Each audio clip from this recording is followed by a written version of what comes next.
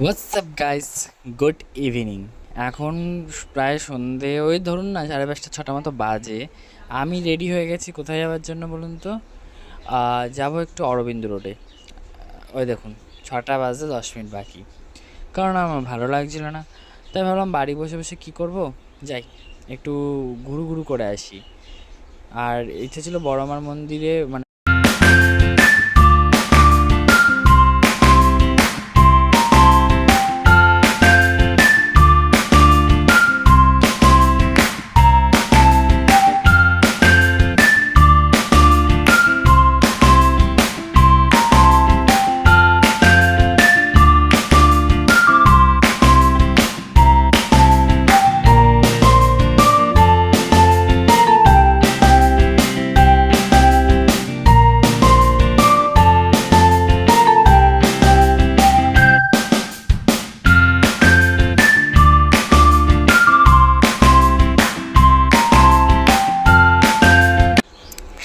তো এই দেখুন ভিড়টা দেখেছেন, লাইনটা। আর সেদিনকে ছিল সানডে, তো আমার মাথাতেই ছিল না যে রবিবার বলে ভিড়টা বেশি মাত্রাই হবে।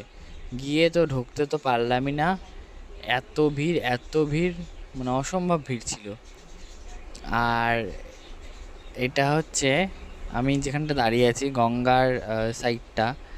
আমি অ্যাকচুয়ালি গেছিলাম মা ব্রহ্মময় মন্দিরে, মা ব্রহ্মময়ের কাছে। এই দেখুন, এই হচ্ছে মন্দিরটা, এখানটা দাঁড়িয়েছিলাম। আমি একা একা গেছিলাম কারণ আমার ভালো লাগছিলো না, একটু মুড অফ লাগছিলো। আমি বললাম, তাহলে আমি গিয়ে ঘুরে আসি। একা একা তো কোথাও বসার জায়গা নেই, তো মায়ের মন্দিরেই বসি। আর এই জায়গাটা বেশ শান্ত, গঙ্গার হাওয়াটাও ছিল, তো তো এখানে বসে থাকতে ভালোও লাগছিলো। ওই জন্য এটা হচ্ছে ব্রহ্মময়তলা মন্দির, বুঝলেন? এই দেখুন, আর তখন ভাটা চলছিল গঙ্গায়, কিন্তু হাওয়াটা খুব সুন্দর দিচ্ছিল, ওই জন্য এখানে দাঁড়িয়েছিলাম। আর পুজো তো হয়ে গেছিলো, আমি যদিও সেদিনকে পুজো দিইনি।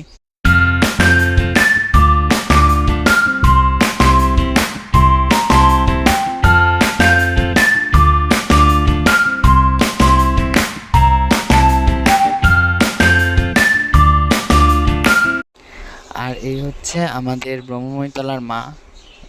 দেখুন পুরো স্থলপদ্ম দিয়ে কি সুন্দর করে সাজানো হয়েছিল মাকে, দেখতে খুব মিষ্টি লাগছিল আর খুব সুন্দর লাগ।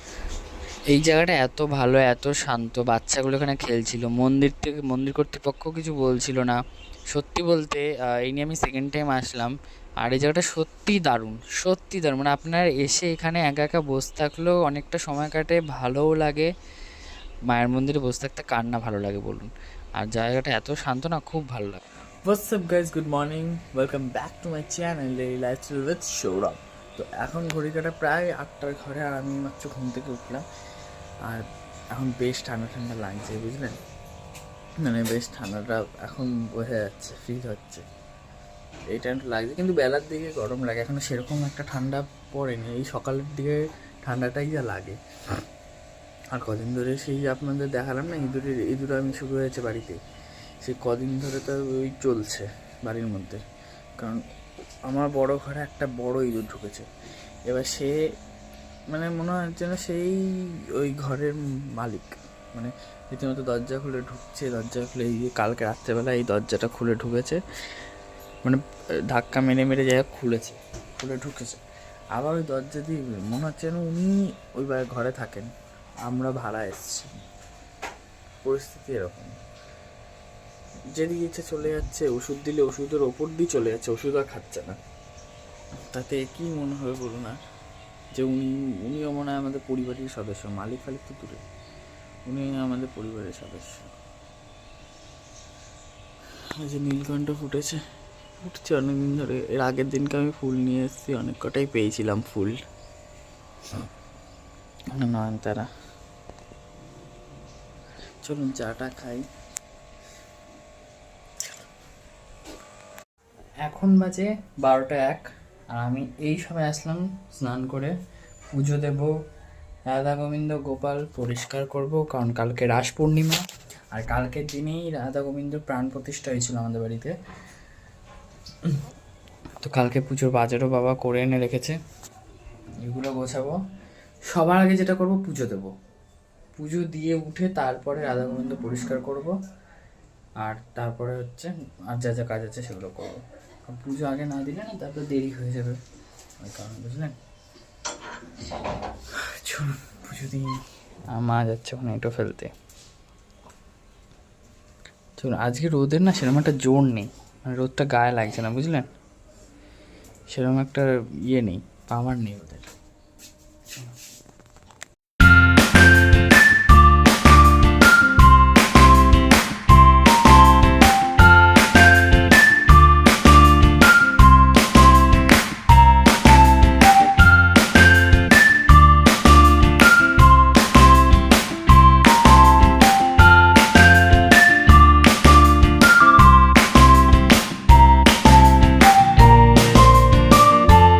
তো আমার রাধা মাধবের অঙ্গরাগ করা, তাদের নতুন জামা পরানো সব কমপ্লিট হয়ে গেছে। এই দেখো, এ হচ্ছে আমার গোপুসোনা, এই হচ্ছে আমার রাধা গোবিন্দ। এবার আমি যাব পেট পুজো করতে, কারণ প্রায় 1:45 বাজে। একটু না অনেকটা দেরি হয়ে গেছে, তো চলুন আগে খেয়ে নিই। তো গাইস, গত 2 দিন যাবৎ আমি যাচ্ছিলাম ব্রহ্মময় মন্দিরে, মানে গেছিলাম। তো আমার খুব ইচ্ছা করছিল যে মায়ের কাছে একটু পুজো দেবো। তো ফাইনালি যেহেতু আজকে মঙ্গলবার, তাই ভাবলাম যে আজকে গিয়ে পুজোটা দিয়ে আসি, পুজোটা দেওয়া হয়ে যাবে, যেহেতু আজকে মঙ্গলবার, বুঝলেন? ওই কারণে 2 দিন ধরে শুধু ভাবছি, হচ্ছেই না পুজো দেওয়া। ফাইনালি আজকে যাওয়া যাক, চলুন।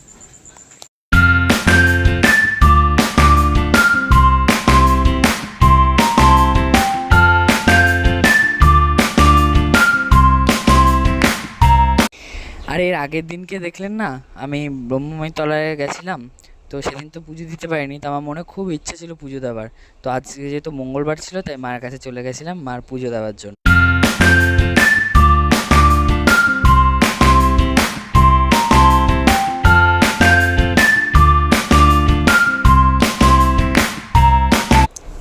তো ফেরার সময় একটা দোকানের দেখলাম কত সুন্দর সুন্দর গোপাল ঠাকুরের গয়না, তারপরে কাপড়, তারপরে গোপাল ঠাকুরের জামা, কি সুন্দর লাগছিল দেখতে। দেখুন জায়গাটা। আর আমি বাড়ি চলে এসেছিলাম, খেয়ে দিয়ে বসে রয়েছি বিছানা করব বলে। আরে দেখুন, ইঁদুরের জ্বালাতনে, মানে এর মধ্যে ঠাকুরের আর কি কালকে পুজোর কিছু জিনিসপত্র রয়েছে, ওই সিন্নির ময়দার হায়দা সব রয়েছে। এবার সন্ধ্যাবেলা কিনে নিয়ে এসেছি, রাখবো কোথায়? সব জায়গায় ইঁদুর। বাবা কী করেছে, পাখার ওখানে তুলে দিয়েছে। 10টা 15 মতো বাজে।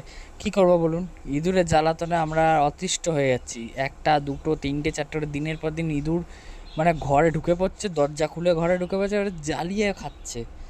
সে যাই হোক, চলুন, আর কি করা যাবে, বিছানা করি এবার। এত ইঁদুর, মানে এই রকম না ঘরে কখনো ঢোকেনি।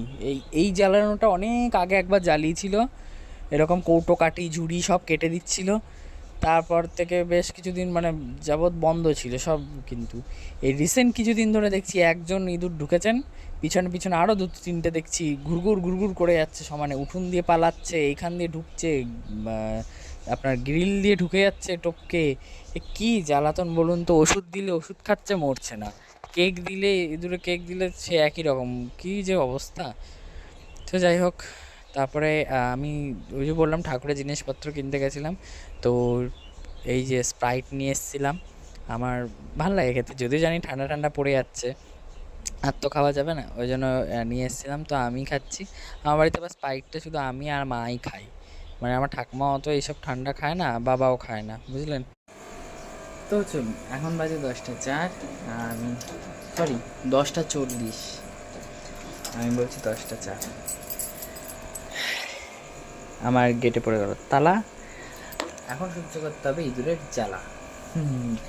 ভালো হলো, কিন্তু গেটে পড়ে গেলো তালায়, আর সহ্য করতে হবে ইঁদুরের জ্বালা, কারণ আমার বাড়িতে এখন ইঁদুরের জ্বালাতন শুরু হবে। এখন এই যে গেটটা, ওনারা আসবেন, এখান দিয়ে এক এক করে ঢুকবেন, এই গেটটা খুলবে, নিজেরা ঢুকবে, আবার টুক করে বেরিয়ে যাবে। কেন 3-4 দিন যাবৎ আমার বাড়িতে এটাই চলছে, ইঁদুরামি চলছে।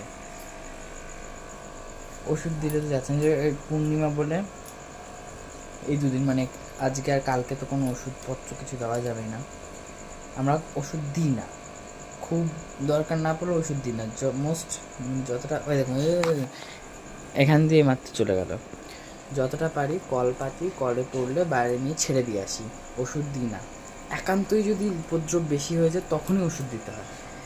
আমাদের ঘরে যেগুলো আছে না, এই ধেড়েগুলো কল কেটে বেরিয়ে গেছে। আমি আপনাদের কালকে দেখাবো কলটা কি সুন্দর করে কেটেছে, যতটা ঠিক ও বেরোতে পারবে ঠিক ততটাই কলটা কেটে বেরিয়েছে।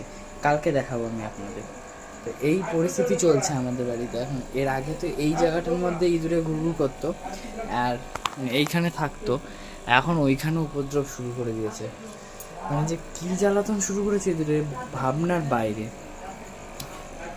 এইখান এদিক দিয়ে যাচ্ছে। আর আমার বাবা কি করেছে, বাবা করেছে কি ওইদিকে ড্রেনের ইয়েতে আর এদিকে ড্রেনের ইয়েতে না পুরো ইয়ে দিয়ে দিয়েছে, নেট দিয়ে দিয়েছে।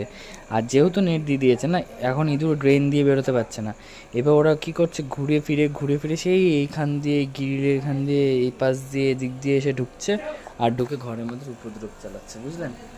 তো চলুন, সবাই খুব ভালো থাকবেন, সুস্থ থাকবেন, দেখা হবে নতুন একটা ব্লগে।